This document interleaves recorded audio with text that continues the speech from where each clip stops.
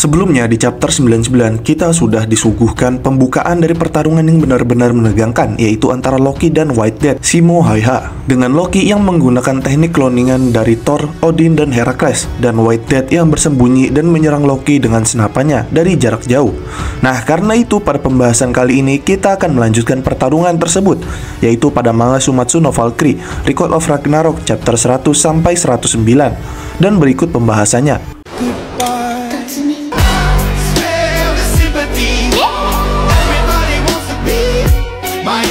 Setelah Loki menciptakan klon dari Thor, Herakles, dan Odin, para klon tersebut langsung mencari sang White Death di hutan bersalju.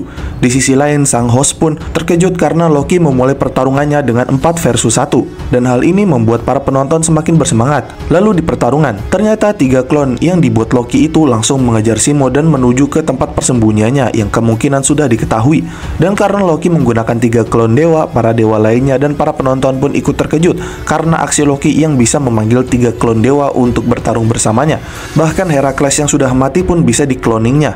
Kemudian di pertarungan, Thor bersama Herakles pun mulai membabi buta menghancurkan dan merobohkan pepohonan di hutan bersalju yang menghalanginya. Di sisi lain, Jack the Ripper yang melihat aksi Loki dan mengkloning musuhnya Herakles yang mati dengan kehormatan saat melawannya, Jack the Ripper pun merasa sangat kesal dengan Loki. Lalu di hutan saat para klon tersebut menghancurkan pepohonan sambil menuju Simo, ternyata Simo pun sudah menghilang dengan cepat dari tempat persembunyian sebelumnya. Dan Loki pun juga sedang berusaha mencarinya, namun dia kehilangan jejaknya. Tapi walau begitu, Loki memutuskan untuk menggunakan cincinnya. Dengan cincin tersebut, Loki mencoba meningkatkan jumlah kloningan dewanya. Dan pada saat itu, dengan kekuatan Loki dan ditambah kemampuan cincinnya, kabut hitam pekat pun muncul hingga menutupi hutan. Dan dari kabut tersebut, klon 3 dewa sebelumnya pun kini bertambah. Bahkan bertambah banyak hingga tak terhitung jumlahnya. Lalu dengan banyak klon dewa tersebut, Loki langsung memerintahkan klonnya untuk menyisiri hutan bersalju untuk menemukan Simo. Dan hal ini membuat para penonton sangat terkejut. Dan hanya menunggu waktu saja hingga Simo ditemukan. Lalu masih di tempat yang sama, di tempat Loki di tengah desa bersalju, dia pun memprovokasi Simo dengan menggunakan megafonnya, dengan menakutinya serta meremehkannya. Namun Simo yang melihat Loki dari suatu tempat pun hanya diam. Loki kemudian menjelaskan lagi bahwa kemampuannya adalah Clown Ring, Heimskringla, yaitu kekuatan untuk mereplikasi segalanya. Dan di sini Loki langsung mencontohkannya bagaimana tekniknya bekerja, yang mana dengan seekor tupai, Loki menggunakan ujung jarinya, dia men-scan sesuatu yang ingin dikloninya dan memasukkan objek apapun yang dia sentuh, menghafalnya dan menyimpannya. Dan ditambah dengan sedikit tekniknya serta telapak tangannya, Loki pun bisa menciptakan objek yang telah dirinya scan dan simpan sebelumnya. Dan juga dia bisa mengkloning sebuah benda, manusia, bahkan dewa. Dan intinya, Loki bisa menciptakan kembali objek yang pernah dirinya sentuh. Dan untuk cincin yang digunakannya itu adalah artefak suci cincin pengganda. Dan biasanya tanpa cincin, dirinya bisa membuat 5 klon sekaligus saja. Tapi dibantu dengan cincin tersebut, dirinya Loki bahkan bisa menggandakan klonnya hingga tak terbatas. Di sisi lain, para penonton yang mendengarnya merasa kalau Loki ini curang.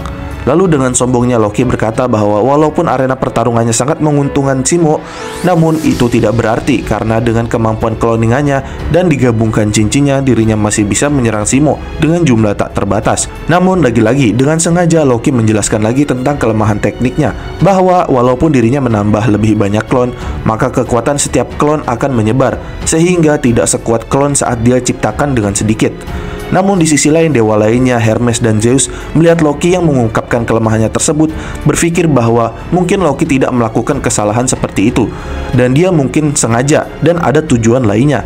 Dan juga dengan pemilihan tempat bertarungnya, mungkin ada hal yang sedang disembunyikan Loki. Lalu di sisi lain ternyata di sini dijelaskan bahwa prediksi Zeus dan Hermes ternyata benar. Loki memang menjelaskan bagaimana kekuatannya, tapi dia juga mencampur sedikit kebohongan di dalamnya, yang mana kemampuan Loki untuk mengingat dan menggandakan atau klon, semakin banyak dia menggandakan maka akan semakin lemah individu klonnya. Dan itu memang sebuah fakta. Namun sebenarnya kekuatan klonnya tidaklah tersebar. Mau seberapapun klonnya dibuat, namun kekuatan dari setiap klonnya masih bisa diatur Loki sendiri, yang mana dia bisa menaruh secara diam-diam klon yang sangat kuat di antara pasukan klon lemah lainnya. Dan dari rencana ini, Loki ingin membuat Simo berpuas diri setelah dia berhasil menumbangkan klon-klon lemahnya dan membuatnya lengah. Namun rencana lainnya juga bisa saja saat Simo tidak sengaja menyerang klon Loki yang kuat, itu akan membuat Simo semakin waspada dan memberikan tekanan padanya. Dan juga meski beberapa klon memiliki penampilan yang sama, namun dalam pertarungan jarak dekat dengan pasukan besar dengan kemampuan yang berbeda-beda ini, hal itu pasti akan membuat Simo bingung dan menjadi kesal sehingga memberikan keuntungan dalam pertarungan untuk Loki. Dan itulah tujuan Loki sebenarnya, yaitu jebakan yang dibuat untuk membunuh Simo. Di sisi lain, Buddha sudah mengetahui trik yang dibuat Loki ini.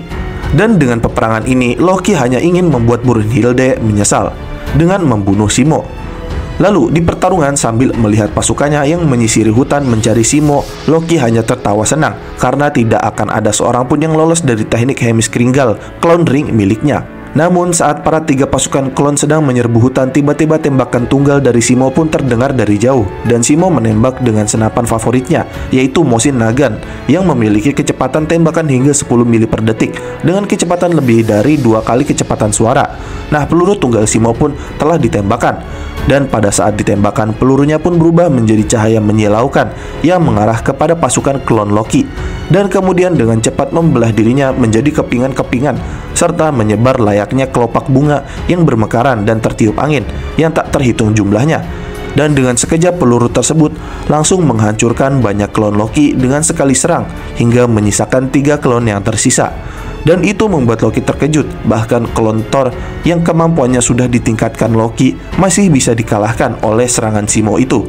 Di sisi lain, penonton manusia dan dewa pun hanya bisa terdiam melihat keajaiban tersebut, yang mana para klon Loki yang tumbang dengan sekali serang.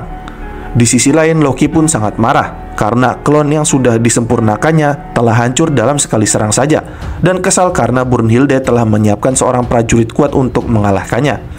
Di sisi lain, dari tempat jauh di sebuah bukit salju tempat Simo bersembunyi, ternyata tadi Simo menggunakan teknik serangan anti dewa miliknya yang disebut Ilmatar, dan telah menembakkan 1 kali serangan peluru, dan tiba-tiba Simo pun memuntahkan darah.